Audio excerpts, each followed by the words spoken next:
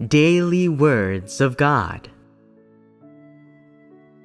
If people wish to be saved when they believe in God, what's key is whether or not they have God-fearing hearts, whether or not God has a place in their hearts, whether or not they're able to live before God and maintain a normal relationship with God. What's crucial is whether or not people are able to practice the truth and attain submission to God. Such are the path and conditions for being saved. If your heart is not able to live before God, if you do not often pray to God and fellowship with God, and lose the normal relationship with God, you will never be saved, for you have blockaded the path to salvation. If you do not have any relationship with God, you have reached the end of the line. If God is not in your heart, then it's useless to claim you have faith, to only nominally believe in God.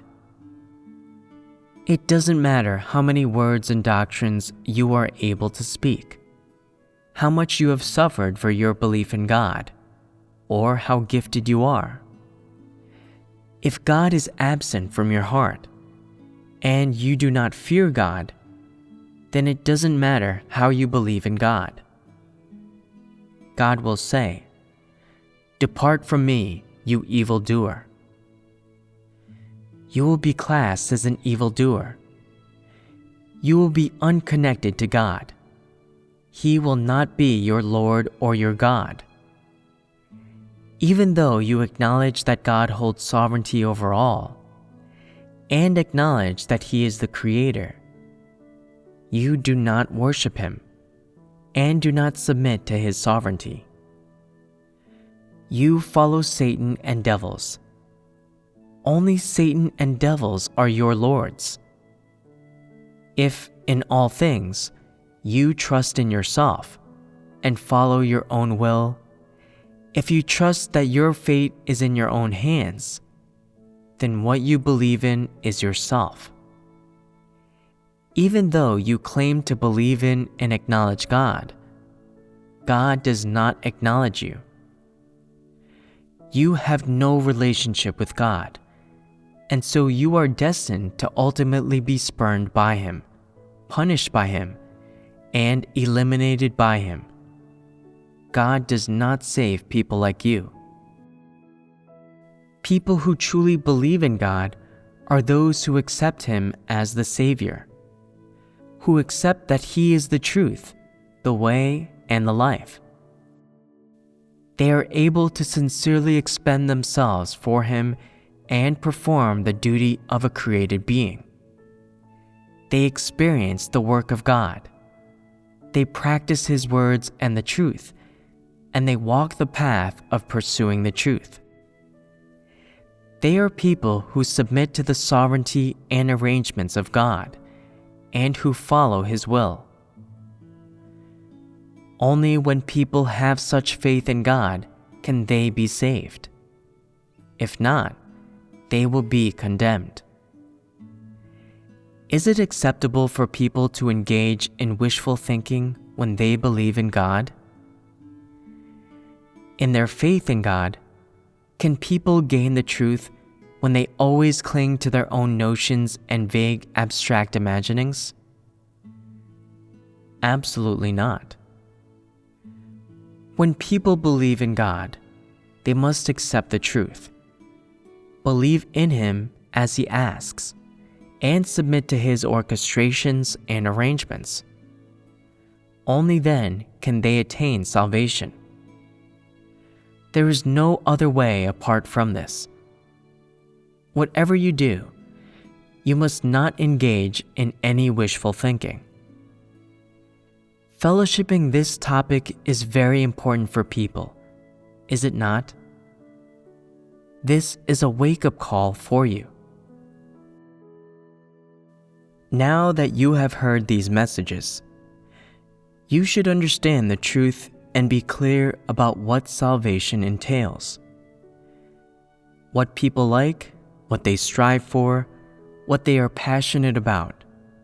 None of this is important. What's most important is accepting the truth. In the final analysis, being able to gain the truth is what's most important, and that which can allow you to attain the fear of God and the shunning of evil is the correct path. If you have believed in God for several years and have always focused on the pursuit of things that bear no relation to the truth, then your faith has nothing to do with the truth and nothing to do with God. You may claim to believe in and acknowledge God, but God is not your Lord.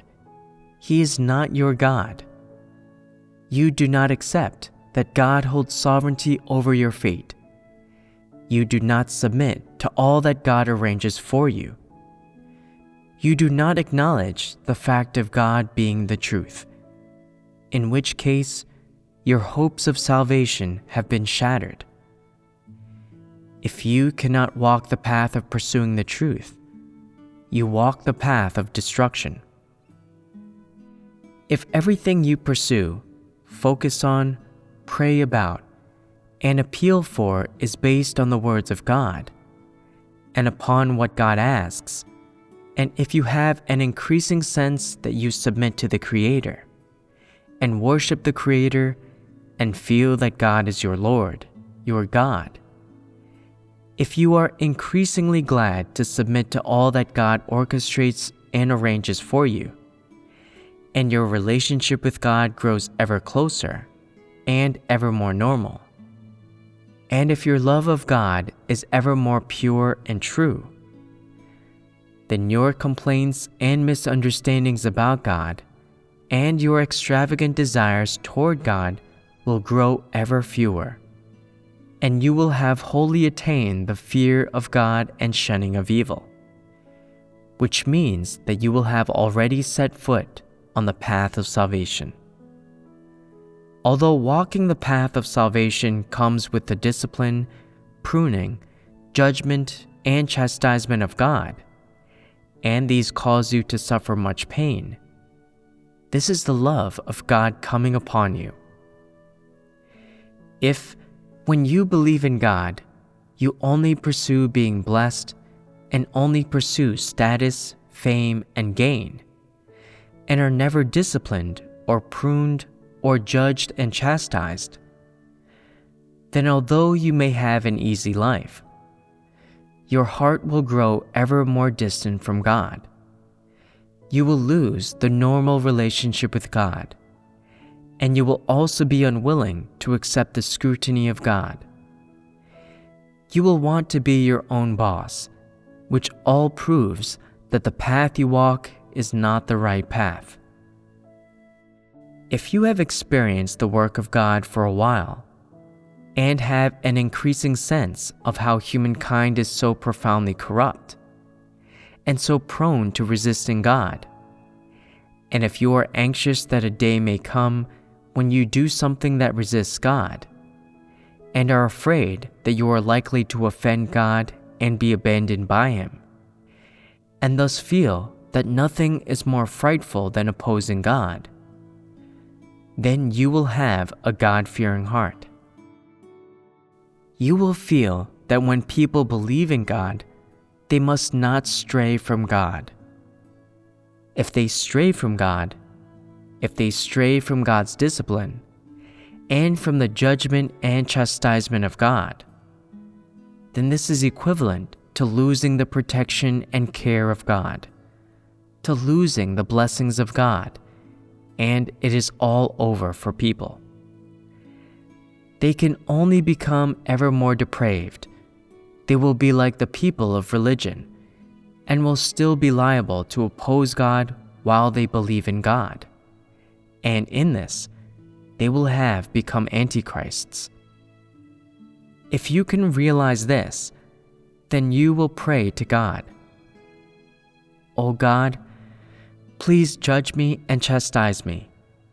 In everything I do, I beg that you scrutinize me. if I do something that violates the truth and goes against your intentions, may you severely judge me and chastise me. I cannot be without your judgment and chastisement. This is the correct path that people should walk in their faith in God. So, measure according to this standard. Do you dare say that you have set foot upon the path of salvation? You dare not, because you have yet to become one of those who pursue the truth. In many things, you do not seek the truth, and you are not able to accept and submit to being pruned, which proves that you are a long way off walking the path of salvation. Is it easy to set foot on the path of salvation if you are not someone who pursues the truth? Actually, it is not. If people have not experienced the judgment and chastisement of God, if they have not experienced the discipline, chastening, and pruning of God, then it is not easy for them to become someone who pursues the truth, and as a result, it is very difficult for them to set foot on the path to salvation. If, after hearing this message, you know it is the truth, yet you have yet to set foot on the path of pursuing the truth and achieving salvation, and you do not see this as something serious, feeling that sooner or later, the day will come when you will get on with it, no rush, then what kind of view is this? When you have such a view, you're in trouble, and you will have a hard time setting foot on the path to salvation. So, how should you resolve to be able to set foot on this path? You should say, right now, I have yet to set foot on the path to salvation. This is pretty dangerous. God says that people must live before Him at all times and must pray more, and that their hearts must be at peace and not impulsive. So I should start putting all this into practice right now. To practice in this way is to enter onto the right track of faith in God. It's that simple. What kind of people are those who hear God's words and then go and put them into practice? Are they good people? They are. They are people who love the truth. What kind of person are they if, after hearing the words of God, they remain numb, indifferent, unyielding, if they treat God's words lightly, and turn a deaf ear and a blind eye to them? Are they not muddle-headed?